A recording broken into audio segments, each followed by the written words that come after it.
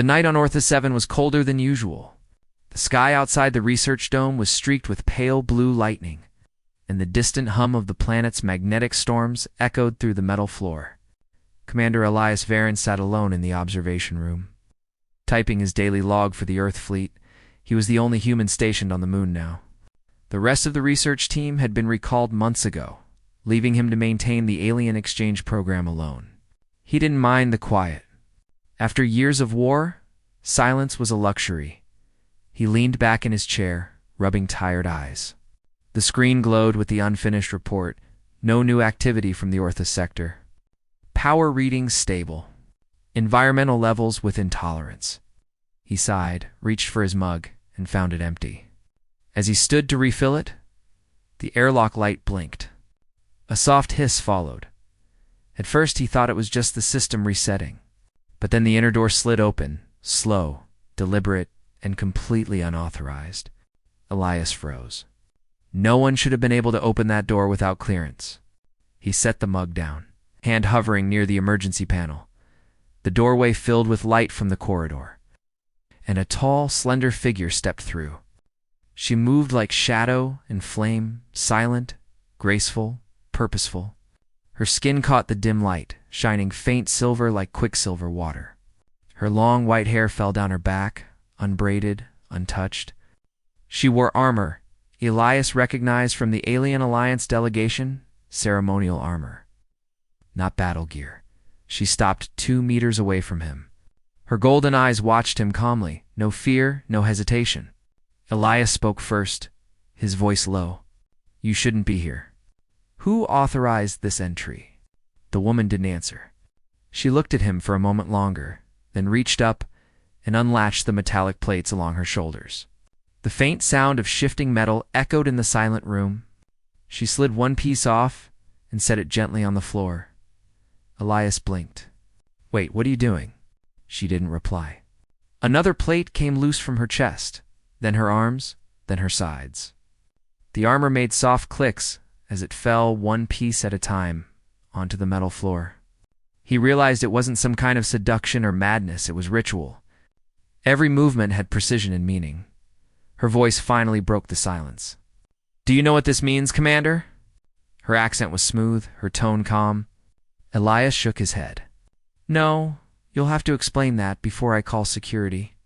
She smiled faintly, not mockery, but understanding. When a daughter of the 12 worlds removes her armor before another, she declares full trust. No weapon, no protection, no command.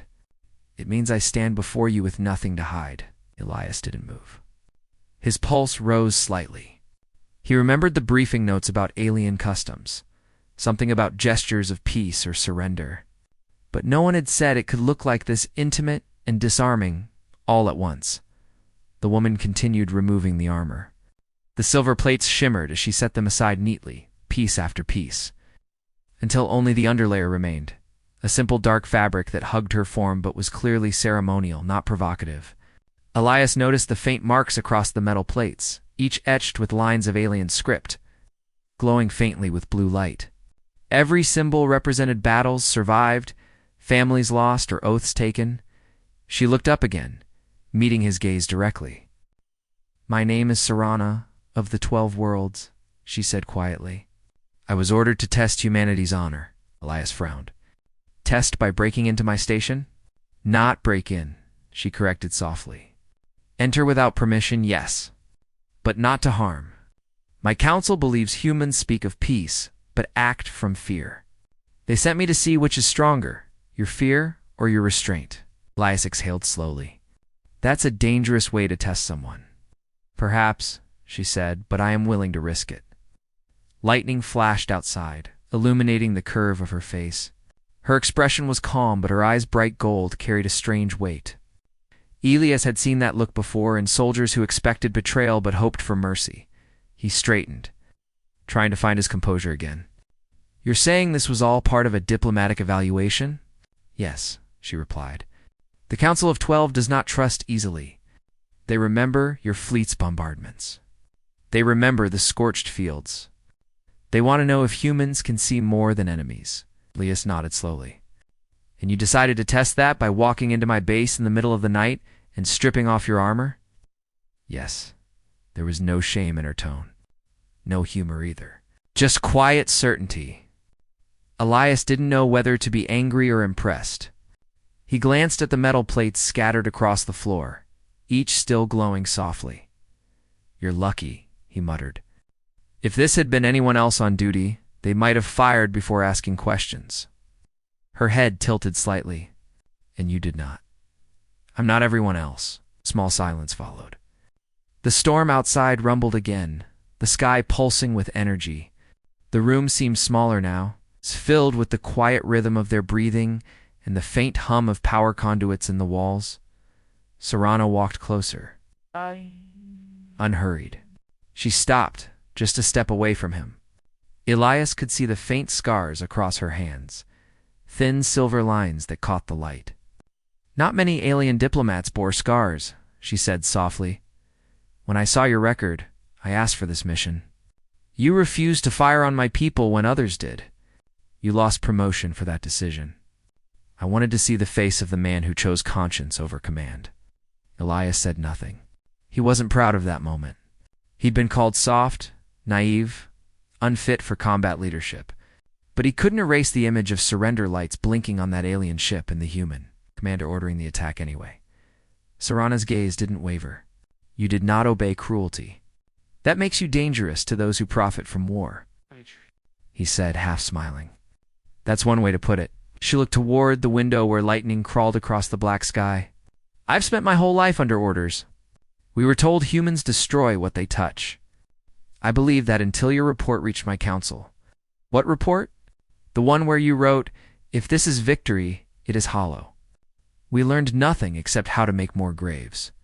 Ilias's eyes widened. He hadn't realized anyone outside Earth Command had read that line. It was part of a personal log, not an official transmission. "How did you get that?" Her lips curved faintly again. "Our network sees what your fleet hides. Truth has its own paths." Exhaled slowly. The realization hit him. This wasn't just a personal visit. It was the start of something much larger. Her presence here wasn't random. It was message and test combined. Finally, she stepped closer and said quietly, "I will stay here tonight. Your commanders will learn that their trust can be earned, not demanded." Elias blinked. "Stay."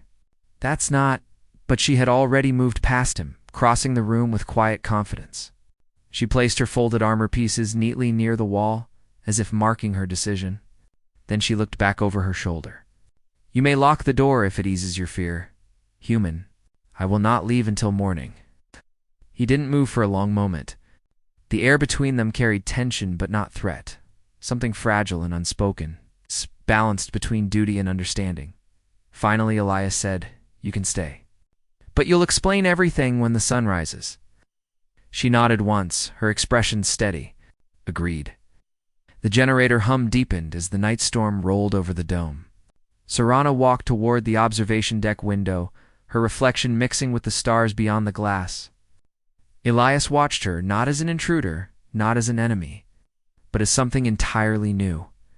He picked up one of her armor plates, examining the strange symbols carved into it. They pulsed faintly beneath his fingers, reacting to human touch. Serana turned slightly. "That plate bears my oath," she said softly. "It records every promise I have kept. Now, it records this one, that I came here unarmed, and you did not harm me." He set it down carefully. "Then I hope it stays that way." She gave a quiet nod, then looked back to the storm. The light from the sky painted her figure in soft silver, half shadow and half fire. Elias sat back in his chair again, uncertain of what tomorrow would bring. The last thing he saw before he drifted into uneasy sleep was her silhouette standing silently at the window, proud, still, and watchful. Outside, the storm raged on, and somewhere deep inside the outpost, the human and the alien both realized that something had already changed.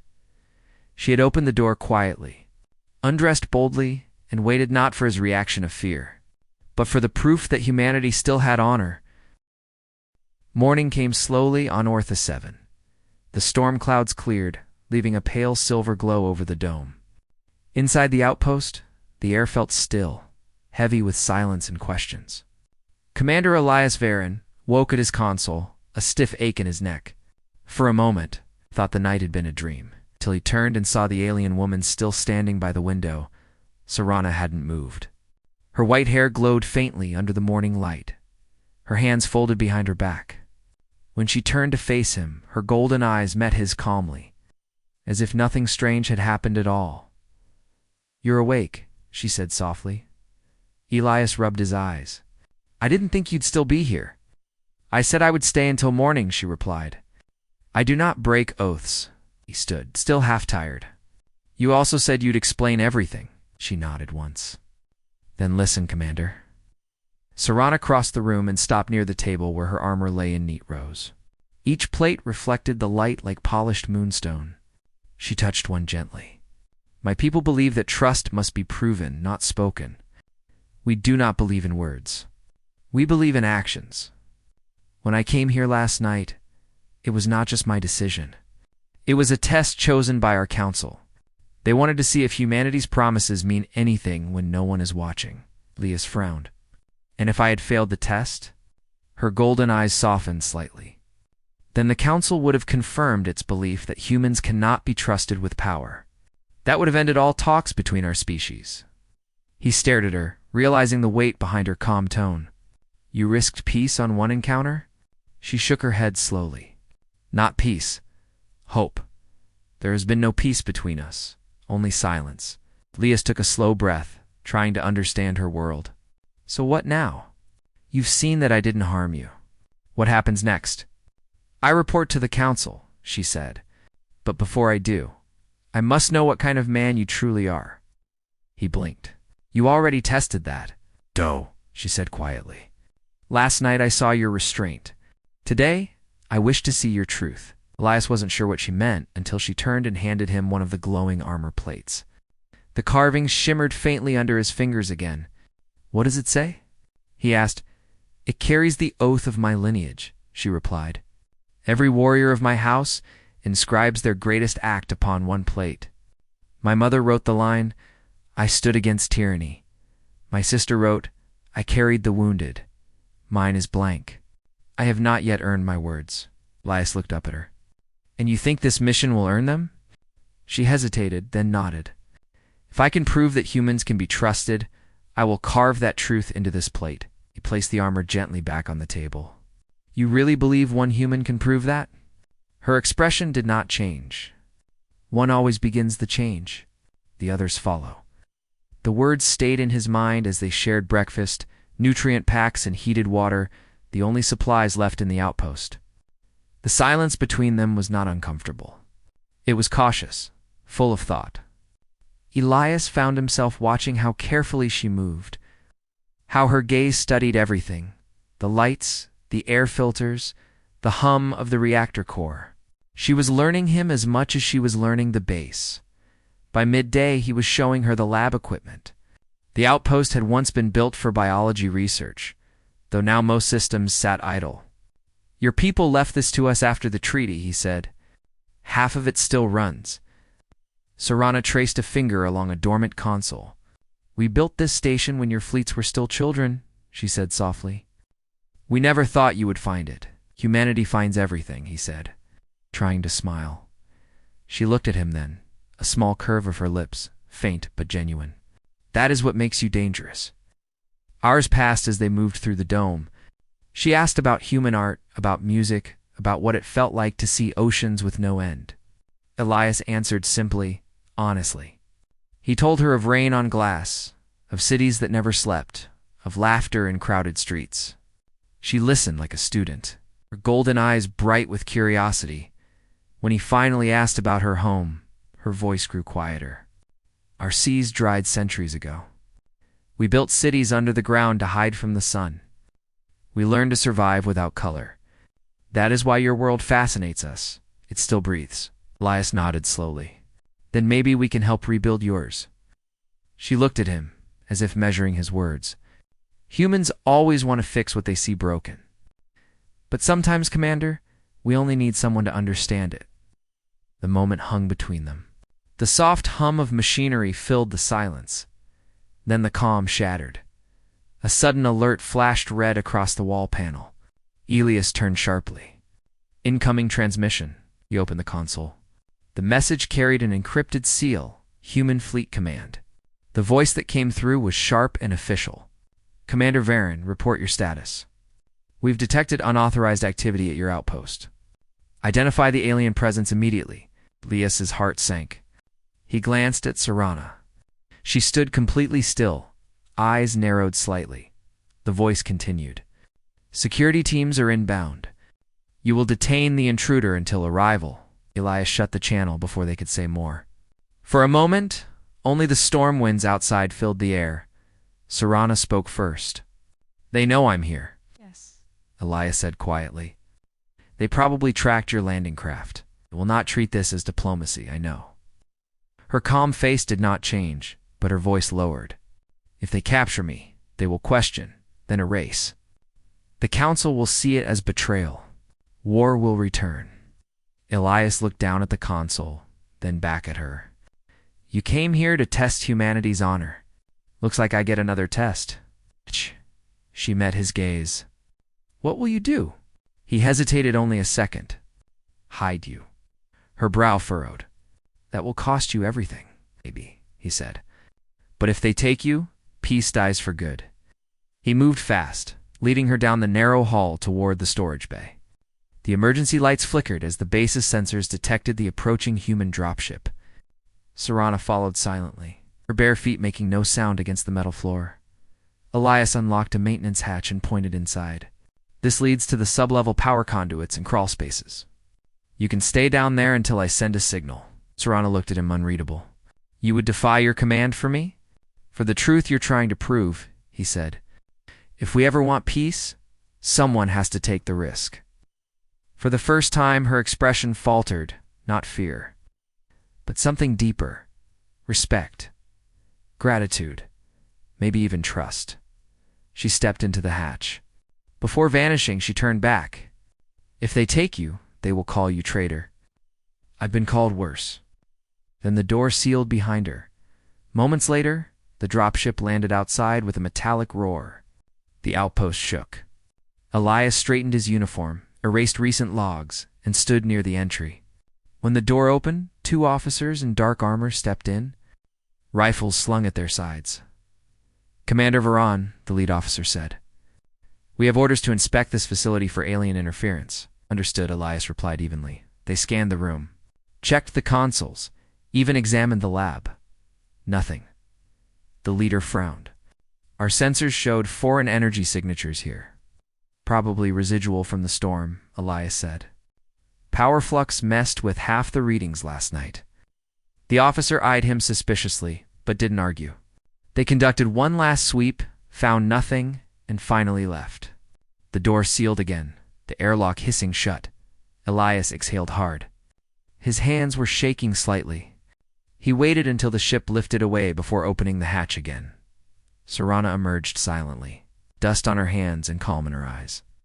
They are gone, she said. For now, he replied. She studied his face for a long moment. You risked your life for me. Why? He met her gaze. Because last night, you risked yours for me?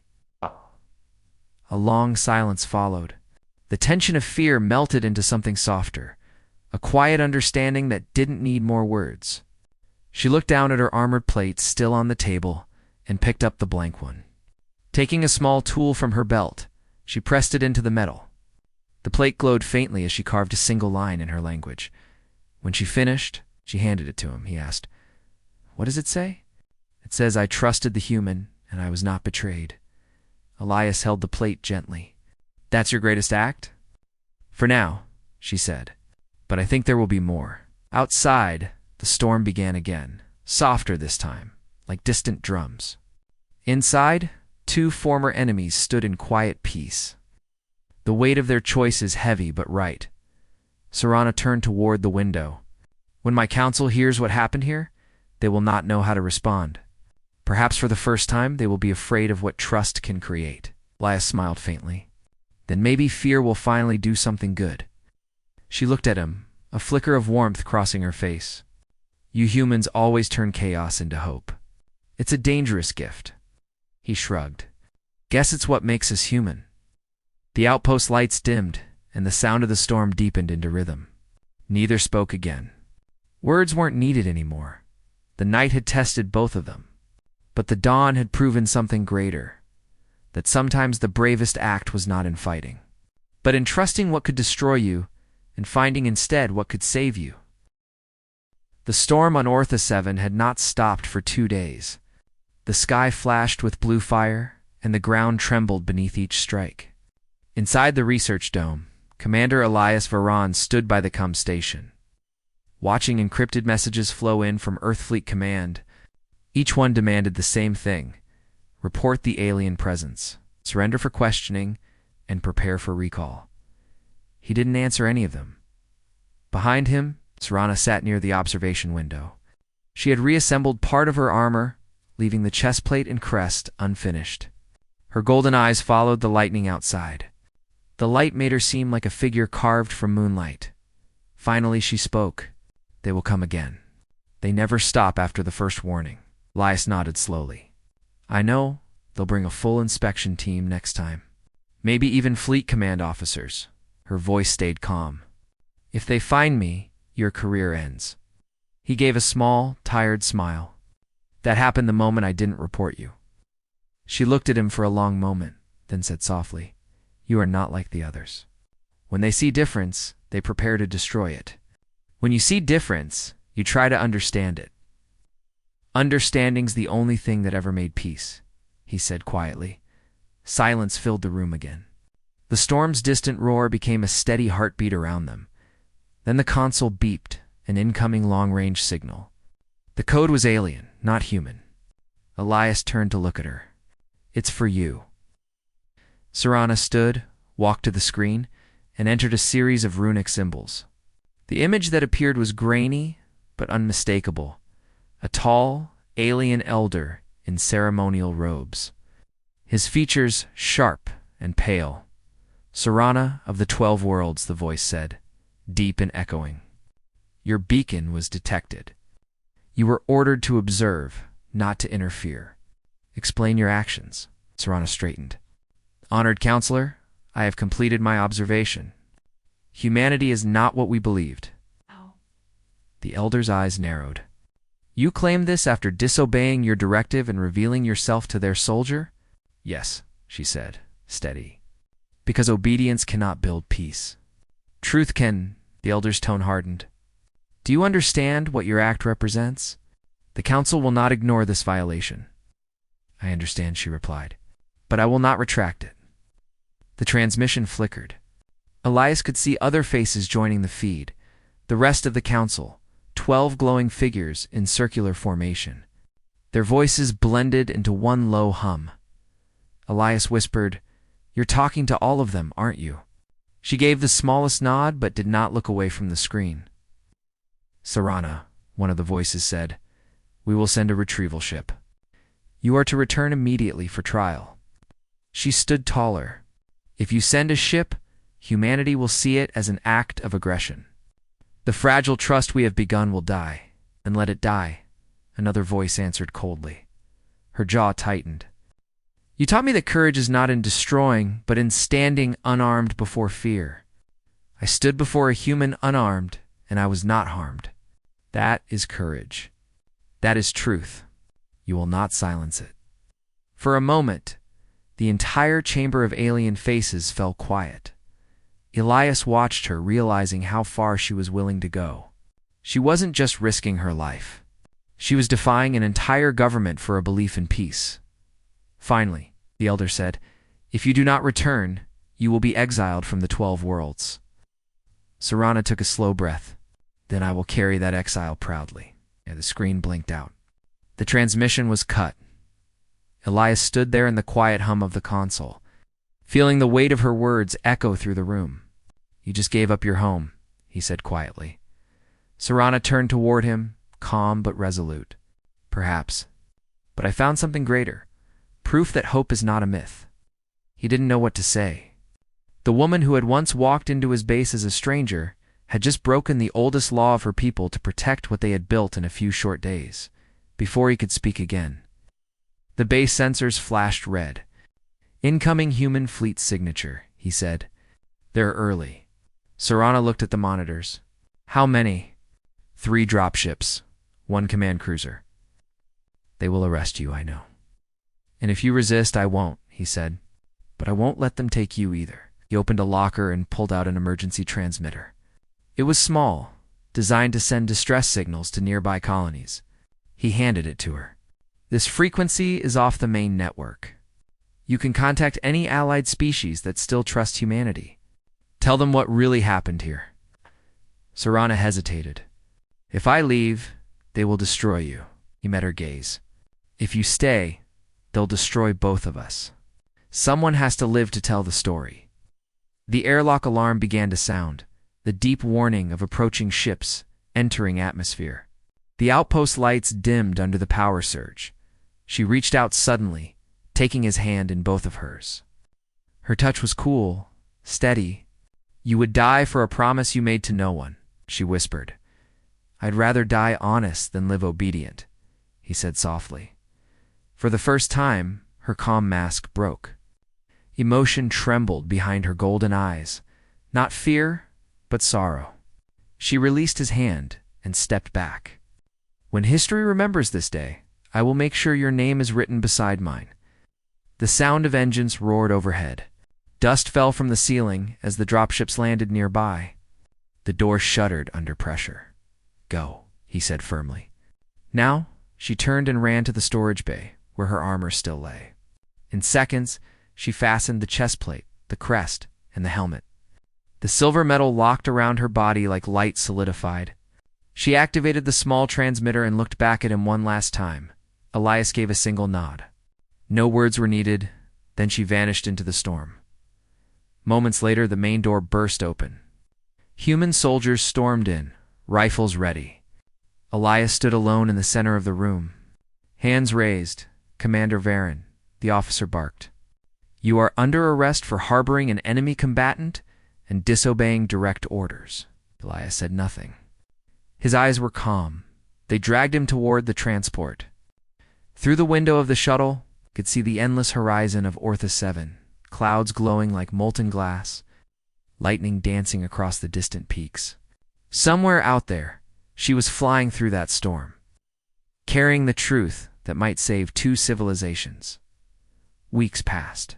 Elias sat in a gray holding cell on the fleet command ship Resolute. No one spoke to him. No one told him what would happen next. He spent his days staring at the cold walls, wondering if Serana had survived. One morning, the door slid open. A young officer stepped in. "Commander Varen," he said cautiously, "Fleet Command has received a message." Elias looked up. "From who?" The officer hesitated. "We're not sure. The encryption is alien. It's broadcasting on a peace channel. They said it's meant for you." He handed Elias a small holoprojector and left. Elias pressed the switch. A shimmer filled the air. Then Serana appeared, faint and flickering. Wearing her full armor and crest, "Elias," her voice said, soft but clear, "I am safe. I reached the neutral zone near the Council's border. The message of what happened here has already spread. The 12 worlds cannot deny it. They have paused all war preparations." She paused, and her tone softened. "Your people will punish you. Mine will erase me. But the stars remember acts of honor longer than any government. One day they will call us the beginning of something new." Her image flickered again, the message nearing its end. "If you ever see the silver crest of my house again, know that it still carries your name. You are not forgotten." The hologram faded, leaving silence behind. Elias sat there, unmoving, his hands clenched around the device. For the first time in weeks, he smiled. Months later, deep in the outer colonies, a human research ship picked up a faint transmission from the edge of alien space. The message was short and carried no signature. It's only a single sentence in 2 languages, it read. "Trust is stronger than fear.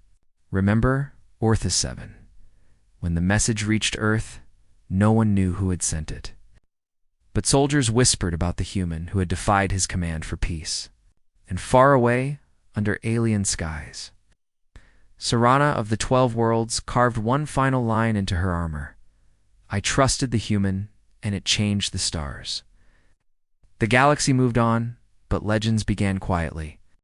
They said peace was not born from treaties or battles, but from a night when one alien opened a door quietly, undressed boldly, and waited not for fear, but for proof that humanity still had heart, and one man had answered.